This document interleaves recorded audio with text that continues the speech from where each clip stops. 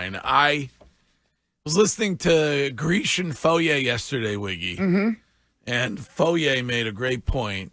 Said we got to stop referring to this as a hold-in. It is a holdout. It's like calling somebody who doesn't do anything at work somebody who is quiet quit. I would say. So, I mean, it's a holdout. I don't know how you resolve it short of, at this point, of trading him, but maybe trade him or pay him. Maybe they'll give in and give him his money. I don't know. I don't, if you're Matt Judon and you're evaluating cap space and suggesting that money should go to you, and not to acquiring talent that might make the team better. Would you want that money spread evenly between all of the other guys who are on the football team, or is it just you, Matt? No, I think he's probably like, it's me. And are there other guys who could use a raise over there? I think he would probably look at it. He's like everybody else who is out to make the most money, and he knows everybody else is doing that for themselves too. Right. Who benefits more when it comes to, and I always love this, is like when you think about how much the owners make and how much they give players, do you really believe we saw DJ Moore just signed with the Chicago Bears, or we've seen some of these quarterbacks? Do you think they're giving them their actual worth on what they're bringing in into the money that they're putting in their pockets? Their issue should be, we discussed this yesterday when Sean O'Brien stopped by here, their issue should be with the Players Association. Right, I get that. They're the ones who give in every time when the owners say we're not going to guarantee every contract. Well, that's because the owners know. The owners know they can play dirty pool because they need to get 7 out of 10 players to sign up, and the best players in the league are not represented by 70% of the rank and file players that vote to ratify the CBA. It's like Sean O'Brien. He knows that the company got plenty of money to say, you know what? If we want to fight this in court, or you want to go on strike, fine. We got plenty of money. We got enough of a fallback fund for the company that will be good. Players don't have that. And I would just say this, Wiggy. Sorry, I would say that the biggest thing for me that the Judon negotiations shows me is it shatters any foundational belief I have in this organization for the next 5 years. That this was such an easy oncoming vehicle. Matthew Judon, your most talented player, outspoken critic of roster building, even when Belichick was here, and you're taking care of all these guys around him, and you wait until camp to even sit down and negotiate? They should have either signed him or traded him before they signed anybody else, and they avoid this entirely. Correct, Curtis. This is Jeff from where? Hello, Jeff. Good morning.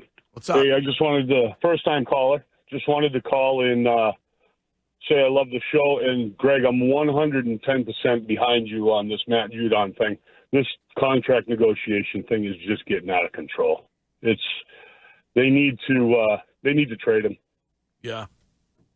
I mean, is he going to be happy? So you get some kind of deal done with him, and then you get 6 games, 7 games into the season, and he wants more. I mean, I don't know. Pay him his worth. What is everybody else? So then you give him what he's not worth it. He's a holdout, or in the Twitch chat, somebody suggested it's actually a hold up.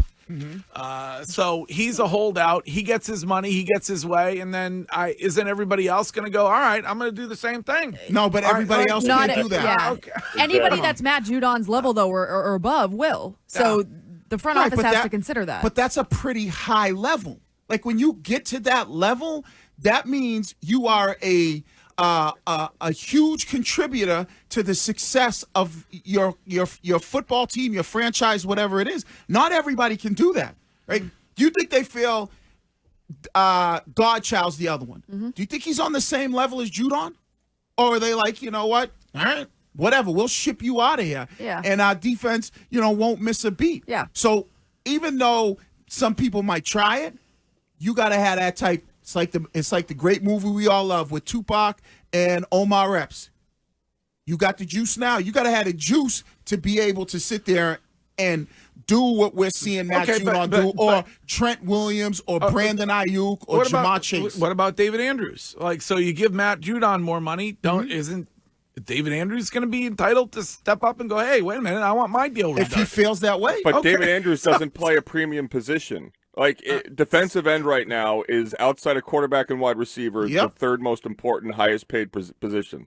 So if David Andrews played defensive end, he would. But as a center at his age, sadly, I mean, I think David Andrews should be paid 10 times what he makes. He's a great Patriot, but that's just not the way it works. This is Dave from Connecticut. Hello, Dave. Hey, how's it going? What's up? Hey, this Matt Judon thing, he needs to take his clown show out of town. It's getting ridiculous. I mean, this is a time Mayo could actually step up and say, you know something, we're not putting up with this guy, and he needs to get control of that locker room. And I tell you, does anybody in this whole show think that Matt Judon is going to get them to the playoffs this year or next year? There's no way. What is he, it's 30? Not worth it. Get him out. 32 years old. He's your best player. Yeah, he's certainly not going to hurt. So I don't think it's necessarily fair that we punish Gerard Mayo for this. Like, this is more of a front office issue than it is a Gerard Mayo issue. Right. Mayo yesterday addressed the issue. He went over, talked to Judon, and basically sent Judon off the field. And he's like, don't come back until you decide you want to play. Like that, I think Mayo's doing everything he can. I think there should be more onus on Elliott Wolf than anybody else. You look at Judon, his first year with New England, 12.5 sacks. His second year with New England, 15.5 sacks. Last year through 4 games, 4.5 sacks. There was a point in time when he was out and you couldn't sniff the quarterback. And people were like, oh, man, you need Judon back. So to say Judon is washed is just stupid. Yeah, might be 31 years old or whatever, but at the defensive end position, it's completely different. It's not like you're a wide receiver who's 32. Mm-hmm. I just don't understand the fan base, and this has been going on for a while. And it's Greg, you represent the majority. I think Wiggy and I are the minority in this. But like, why are you trying to be protective of Robert Kraft's money? He's got more money than God. He's perfectly fine. Matthew Judon is a good player on a team without many of them. Why wouldn't you sign him? That'd be my question. What's the downside? Why wouldn't you give him another $10 million this year? You did it last year. You did the same exact thing for him last year. And did Robert Kraft have to refinance? Did he have to sell one of his homes? I don't know, because I'm not. Robert Kraft is the one who owns the football team. Right. And so. A massively profitable endeavor. Yes, but we don't own it. Matthew Judon doesn't own it. But if the more money the players get, the better it is for us. The more money Kraft gets, that sucks for us. Because who cares? It gets a new helicopter? So for all those people that are like, oh, he's washed, you don't know what you're talking about, Wiggy, just cut the guy, let him go. Last year as a team, you had 36 sacks. The year prior to that, with Judon, you had 54 sacks.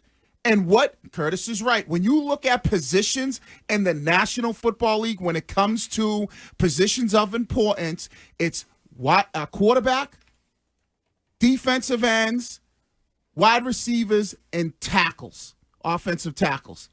It should be tight ends. It should be, but we're not. We'll make our way there one day. Yeah. So when you look at the importance of what he means to your team, and you look at these teams that are successful, it's about having D linemen that can create problems. This is Joe in the car. Hey, Joe. Good morning. What's Typical up? Wiggy, always taking the player's side. Yep. Wiggy, why sign contracts? Let me ask you a question. Why do people sign contracts? Why? Because they want to work. That's why they sign contracts. They want to work. Yeah, they want to work because they agreed for that particular price. Joe, can I ask you something? He signed the contract, buddy. He signed Joe, can I ask you a question? Can I ask you a question? I'm not doing mine. I'm not doing mine yet. No, but I'm not doing mine yet. All right, go ahead, and then I want to ask you something. So why doesn't Judon just shut up, play his last year, play the year, show the Patriots that he's still worth the value, and then go back and renew his contract? He signed the contract. So that's like... Can I ask a question, again, Joe? Sure, even though you didn't answer mine, but I did answer your thing because he wants to play. Why? You want to work? Yeah, he wants to work. Why is it, Joe? Let me ask my question. Joe, let me ask my question. Why is it that when guys get to the end of their contract and a team feels like they're not performing at the same level, why is it that the owners in front office say to them, we want you to take less money? Okay, that same question that you just asked me, why don't you go ask the players union? You didn't answer. It has nothing to do with the players union. No, don't hang up on it. Joe, answer the question. No, it doesn't. Why is it cool for an owner to go to a guy when a guy has a specific number and the owner says, we're not paying you that, we want you to take less money? Why is that cool? Again, that is what the union agreed that the union agreed to it. The union didn't agree to that. Joe, why do the owners fight so hard to not guarantee the contracts you think are so sacred, Greg? Because they're running a business, and they are entitled to make the decisions that they think are best for their business. As is Matthew Judon, as an independent contractor who will be 32 in August, who may never, if he gets hurt this year, the reason he's not going to play is that while it's a lot of money to all of us, if he's done this year at 32, he's thinking about his kids and their generational opportunity. Curtis, you don't act this way. Like, you don't act this way in business. You don't go, this show is doing very well here. Am I correct? It's excellent, yes. Very close to being number one. Right. You're in the middle of a one-year contract. That's right. You very well could have leverage and go to Mike Thomas and say, you know what? I want a new deal done now. You don't do that. But I bet he doesn't have that type of juice. What do you mean he does? He has the most juice out of anybody around here. I have no juice. He's got a lot of juice. No. He's got juice. He's got juice. Wiggy, let me give it one here. Wiggy, 1 second. All right. Matthew Judon's son or daughter may have an opportunity to be patient like I am.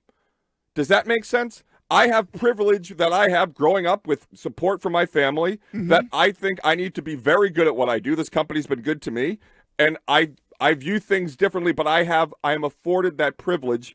Have the Patriots been good to Matt Judon?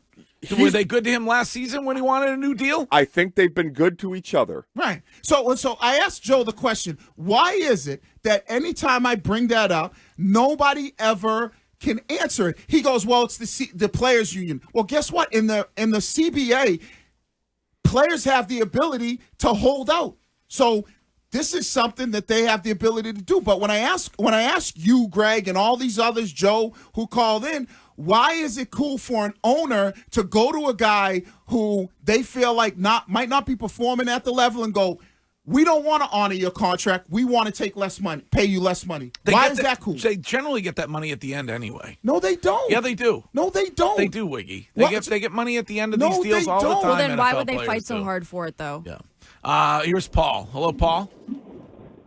All right, everybody, let's just take a breath and think back. So from a business standpoint, Wiggy, I'm going to keep this simple. All right, I work for a company. I do X, Y, and Z. And I'm expected to do it 10 or 15 times a year, right? Year to year, if I only like year 2, year 3, I only do it 12. I only do it 10 times. I only do it 9 times. The expectation from the business side is still the same, right? I'm listening. Yeah, I'm listening. Okay, so how can that? Why is that any different in pro sport? So if Judon is doing what he's supposed to be doing, he's out on the field, he's making plays, but he's not making as many plays. Why is it cool for the owners in front office to come to him and go, we're not honoring your last year of your contract because we feel like you're not producing at the level we want you to produce? Because guess what? In NFL contracts, it doesn't specify here's how many sacks you need to have for you to be producing. It doesn't specify that.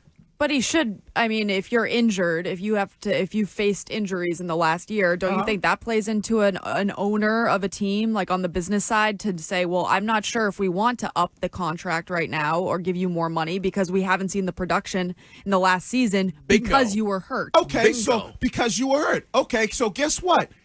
When I wasn't hurt, I went well above the production. I want new money. What's wrong with that? You want the owner to say you just said the owner goes, well, you were hurt, but guess what? When I wasn't hurt, I went way above the money. And if I'm the owner, I said you should have come to us then. And he did, and Bill gave him more money. But if you want to understand the real core of these owners and how they believe, they gain cap space by guaranteeing money. They all tell their fans they just want to win.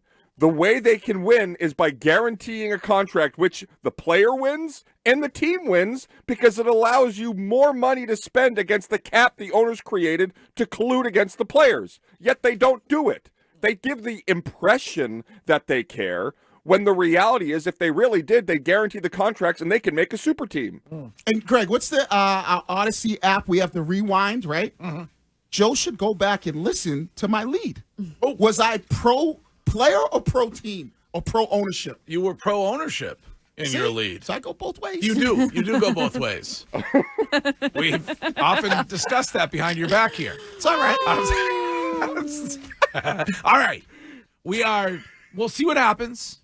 It's a hold in or a holdout or a hold up by Matthew Judon, and you can talk about that all day long here on Boston Sports Original, WEEI.